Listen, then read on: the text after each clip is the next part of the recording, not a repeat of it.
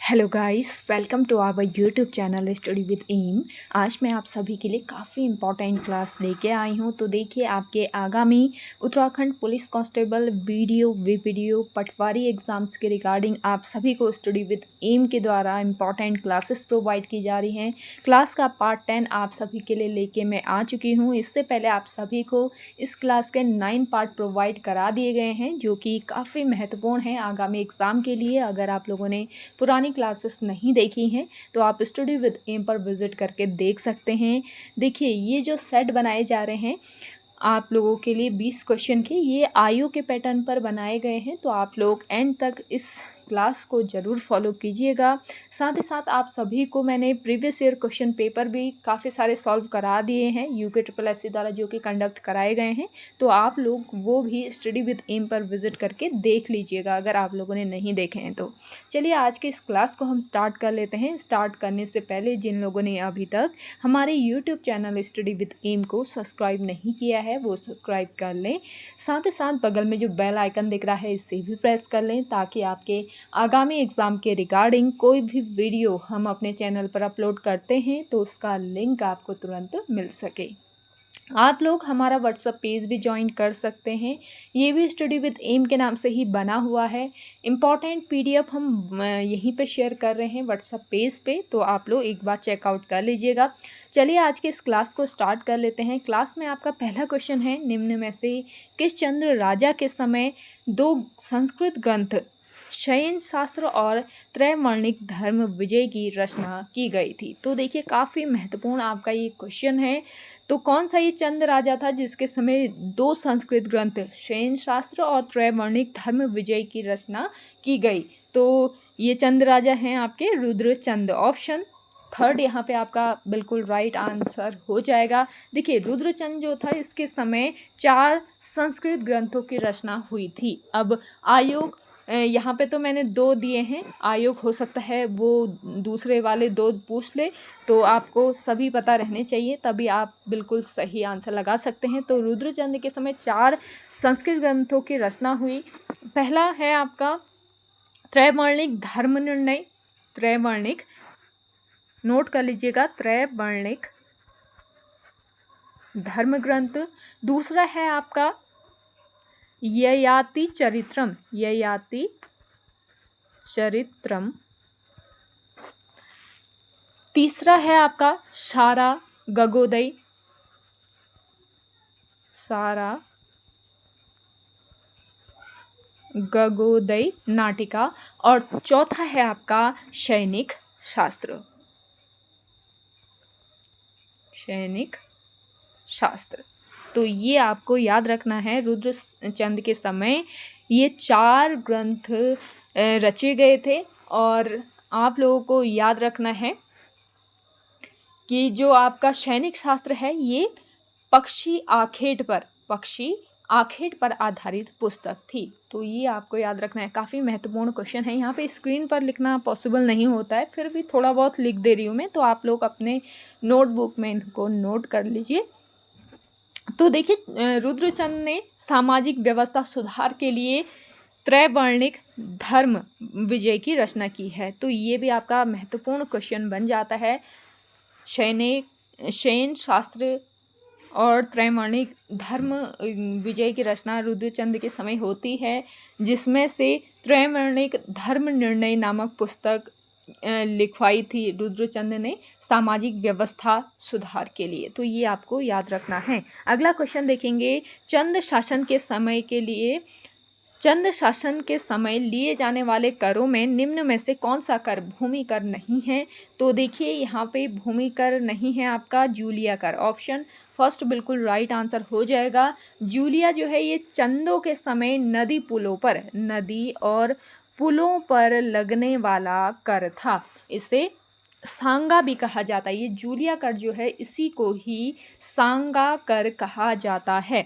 और सिरती कर की अगर मैं बात करती हूँ तो नगद कर था ये, और प्रायः माल भावर व भोटिया व्यापारियों से ये वसूल किया जाता था। और व्यय कर जो है ये अनाज के रूप में देय कर था। अगला क्वेश्चन देखिएगा, ये जो क्वेश्चन मैं करा रही हूँ बहुत ही इम्पॉर्टेंट है आपके आगामी एग्ज़ाम के लिए, तो आप लोग डेली इस क्लास को फॉलो कर सकते हैं। बिल्कुल आयोग के पैटर्न पर नए क्वेश्चन की ये सीरीज़ है, तो आप लोग इसे ज़रूर देखिएगा। साथ ही साथ इसमें करंट अफेयर और जीके जीएस भी मैंने मेंशन की है, ताकि आप लोगों को हर क्लास के लिए अलग अलग वीडियो या अलग अलग कंटेंट सर्च ना करना पड़े। तो एक ही क्लास काफ़ी महत्वपूर्ण है, डेली इसे आप लोग फॉलो कर सकते हैं। अगला है, उत्तराखंड राज्य के संदर्भ में हिमालयी क्षेत्र में किसमें सर्वाधिक वर्षा होती है? तो राइट आंसर है आपका बाह्य हिमालय। देखिए, आपकी जो शिवालिक श्रेणी है, शिवालिक जो पर्वत श्रेणी है, शिवालिक को ही बाह्य हिमालय कहा जाता है। ये आपको याद रखना है। शिवालिक जो है, इससे बाह्य हिमालय भी कहा जाता है। शिवालिक हिमालय की नवीनतम श्रेणी है और नवीन होने के कारण यहाँ पर क्या पाया जाता है? जीवाश्म पाया जाता है। तो बताइए, किस हिमालय में जीवाश्म सर्वाधिक मात्रा में पाया जाता है या जीवाश्म पाया जाता है? पूछा जा सकता है। तो शिवालिक में पाया जाता है जीवाश्म। और शिवालिक श्रेणी का प्राचीनतम नाम पूछ लिया जाए तो याद रखेंगे, मैनाक पर्वत इसका प्राचीन नाम था। राज्य में सर्वाधिक वर्षा यहीं पे होती है, शिवालिक हिमालय में, और यहाँ पर 200 से 250 सेंटीमीटर तक वर्षा होती है। नेक्स्ट क्वेश्चन देखेंगे, निम्नलिखित में से कौन सा दर्रा उत्तराखंड राज्य का सबसे ऊंचाई पर स्थित दर्रा है? राइट आंसर हो जाएगा आपका थांगला दर्रा। थांगला दर्रा उत्तर काशी व तिब्बत के बीच स्थित है। उत्तर काशी और तिब्बत के बीच यह दर्रा स्थित है। और थांगला दर्रा 6079 मीटर की ऊंचाई पर स्थित है। शृंगकंठ दर्रा जो है आपका उत्तरकाशी और हिमाचल प्रदेश के बीच स्थित है। उत्तरकाशी और हिमाचल प्रदेश के बीच ये स्थित है और 1500 मीटर की ऊंचाई पर स्थित है आपका शृंगकंठ दर्रा। और बात करती हूँ मैं नेलांग दर्रे की, तो नेलांग दर्रा जो है ये उत्तरकाशी और तिब्बत के बीच स्थित है। मुलिंगला दर्रा भी आपके उत्तरकाशी और तिब्बत के बीच स्थित है। तो ये आपको याद रखना है, ये दर्रे जो हैं बहुत इंपॉर्टेंट है। अगला क्वेश्चन देखेंगे, गोविंद घाट निम्न किन नदियों के संगम पर स्थित है? गोविंद घाट है आपके अलकनंदा एवं लक्ष्मण गंगा के संगम पर। ऑप्शन थर्ड बिल्कुल राइट आंसर हो जाएगा। गोविंद घाट किस जनपद में है पूछ लिया जाए, चमोली जनपद आपका करेक्ट आंसर हो जाएगा। और ये अलकनंदा और लक्ष्मण गंगा के संगम स्थल पर बसा हुआ है। गोविंद घाट से फूलों की घाटी राष्ट्रीय उद्यान और हेमकुंड साहिब जाने का पैदल मार्ग भी शुरू होता है। और देखिए, अलकनंदा और भागीरथी का संगम होता है आपके देवप्रयाग में। अलकनंदा और पिंडर का संगम होता है कहाँ पर? कर्णप्रयाग में। कर्णप्रयाग में इनका संगम होता है। अलकनंदा और धौली गंगा का, पश्चिमी धौली का संगम होता है कहाँ पर? विष्णु प्रयाग में। अगला क्वेश्चन देखिएगा, उत्तराखंड राज्य के संदर्भ में महिला मंगल दल निम्नलिखित में से किस आंदोलन से संबंधित हैं? तो ये आंदोलन है आपका पानी राखो आंदोलन। पानी राखो आंदोलन 1988-89 ईस्वी में कहाँ पर? उफ्रैंखाल पौड़ी गढ़वाल में हुआ था। पानी राखो आंदोलन पौड़ी गढ़वाल में पानी की कमी को दूर करने के लिए सच्चिदानंद भारती जी द्वारा इसको शुरू किया गया था। इस आंदोलन को चलाया गया था। अगला क्वेश्चन है आपका, औषधि एवं सुगंधित पौध संस्थान, यानी इन शॉर्ट इसको सीमैप बोला जाता है। कई बार ये क्वेश्चन पूछा गया है आयोग के द्वारा। तो उत्तराखंड राज्य में कहाँ पर स्थित है ये बताना है। मेरे ख्याल से अभी लोअर पीसीएस में भी ये क्वेश्चन पूछा गया है। तो इसका राइट आंसर हो जाएगा पंतनगर। केंद्रीय औषधि एवं सुगंध या सगंध पौध संस्थान आपका कहाँ पर स्थित है? पंतनगर में है। और इसकी स्थापना 1959 ईस्वी में पंतनगर में की गई थी, जिसे पहले केंद्रीय भारतीय औषधि पादप संगठन के रूप में जाना जाता था। इसका नाम बदलकर सीमैप कब किया गया ये भी पूछा जा सकता है। तो आप लोग बताइएगा इसका राइट आंसर। इसका जो हेडक्वार्टर है वो लखनऊ में है। इसके अनुसंधान केंद्र बैंगलोर, हैदराबाद और कहाँ पर, पुरारा में स्थित है। अगला क्वेश्चन देखिएगा, चूना पत्थर निम्न में से किस चट्टान का उदाहरण है? तो चूना पत्थर ये अवसादी चट्टान का उदाहरण है। ऑप्शन फर्स्ट बिल्कुल राइट आंसर हो जाएगा। अवसादी चट्टानें समय के साथ खनिज या फिर कार्बनिक पदार्थों के संचय और सीमेंटेशन से बनती है। और देखिए उत्तराखंड राज्य की अगर मैं बात करती हूँ तो उत्तराखंड राज्य के देहरादून में कालसी के पास मंदारम एवं बाराकोट क्षेत्र में उत्तम किस्म के चूना पत्थर के भंडार मिलते हैं। तो सर्वाधिक चूना पत्थर यहाँ पे पाया जाता है देहरादून में।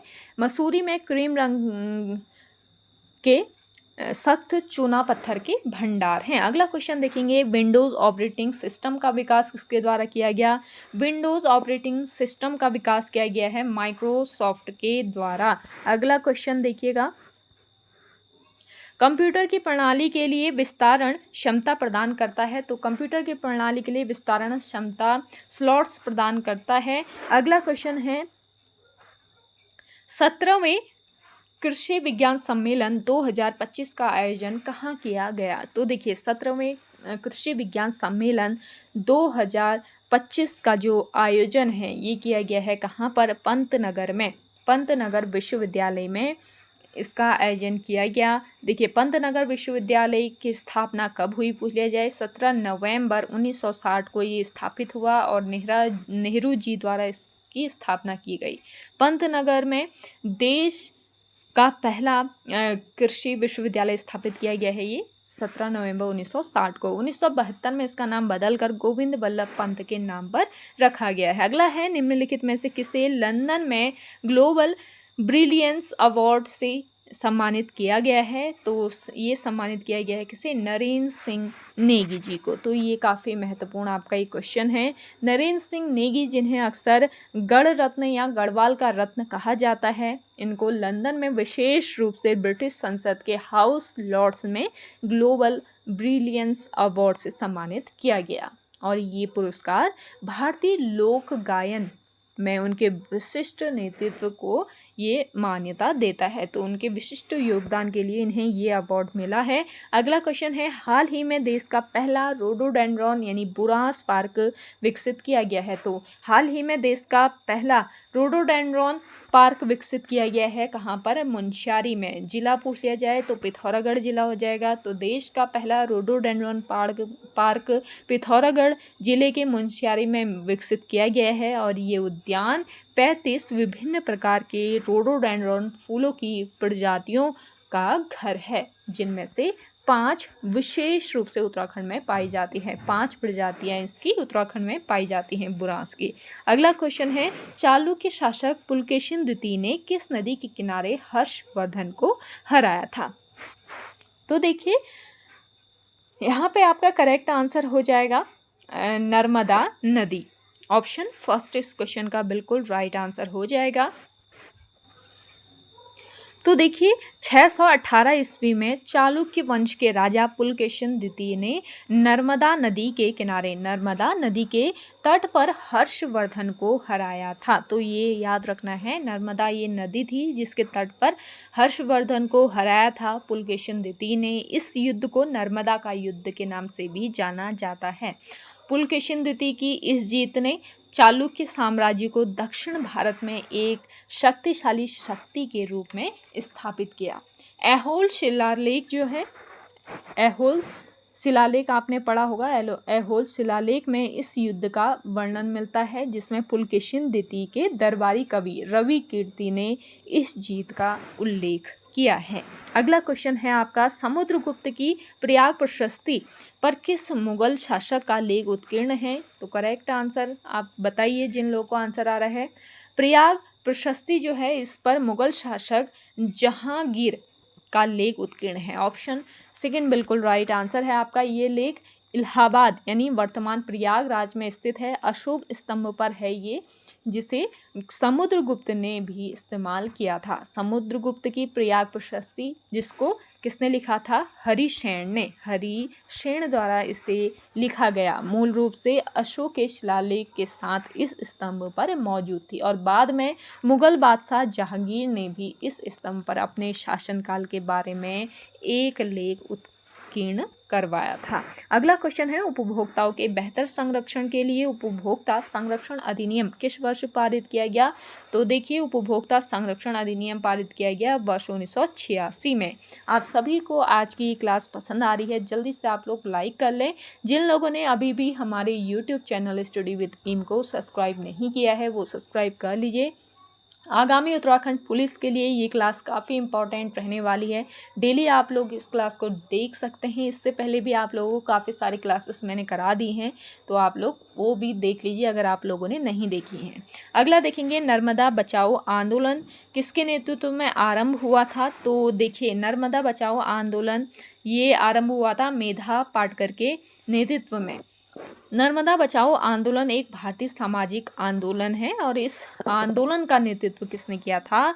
मेधा पाटकर और एक और थे, इनका नाम है बाबा आमटे। बाबा आमटे और मेधा पाटकर ने इस आंदोलन का नेतृत्व किया। मेधा पाटकर इस आंदोलन की मुख्य प्रवक्ता और नेता के रूप में जानी जाती हैं। कब हुआ था ये पूछ लिया जा सकता है। वर्ष 1985 में ये हुआ था।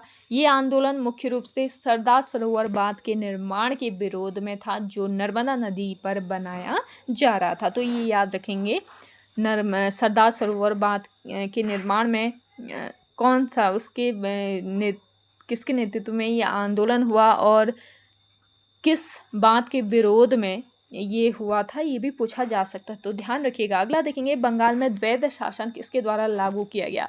बंगाल में द्वैध शासन लागू किया गया क्लाइव के द्वारा। ऑप्शन सेकंड बिल्कुल राइट आंसर है और ये व्यवस्था 1765 ईस्वी से शुरू हुई और 1772 ईस्वी तक चली और इस प्रणाली के तहत राजस्व वसूली का अधिकार ईस्ट इंडिया कंपनी के पास था, जबकि प्रशासन का जो कार्य था वो किसके पास था? बंगाल के नवाब के हाथों में था। अगला क्वेश्चन देखेंगे, वह कौन सी भू राजस्व व्यवस्था थी जो सर्वाधिक ब्रिटिश क्षेत्रों पर लागू की गई? राइट आंसर हो जाएगा आपका रैयतवाड़ी। रैयतवाड़ी व्यवस्था ब्रिटिश भारत में लागू एक भूमि राजस्व प्रणाली थी, जिसमें सरकार किसानों से सीधे कर वसूल करती थी। कई बार मैं बता चुकी हूँ अपने क्लास में इसके बारे में, पुरानी क्लासेस भी आप लोग जरूर देखिएगा। अगला क्वेश्चन देखेंगे, दक्षिण भारत की सबसे ऊंची चोटी कौन सी है? दक्षिण भारत की सबसे ऊंची चोटी है आपकी अनाईमोडी। ऑप्शन फर्स्ट बिल्कुल राइट आंसर हो जाएगा और इसकी हाइट की अगर मैं बात करती हूँ 2695 मीटर इसकी हाइट है और ये केरल राज्य में स्थित है। तो ओके गाइज, आज की इस क्लास में इतना ही। आई होप आप सभी को आज की ये क्लास काफ़ी पसंद आई होगी। अगर आप सभी को आज की ये क्लास पसंद आती है तो इस क्लास को लाइक कीजिए, शेयर कीजिए। जिन लोगों ने अभी भी हमारे YouTube channel study with M को सब्सक्राइब नहीं किया है वो सब्सक्राइब कर लें। चलिए मिलते हैं एक नेक्स्ट इंटरेस्टिंग वीडियोज़ के साथ, तब तक के लिए धन्यवाद।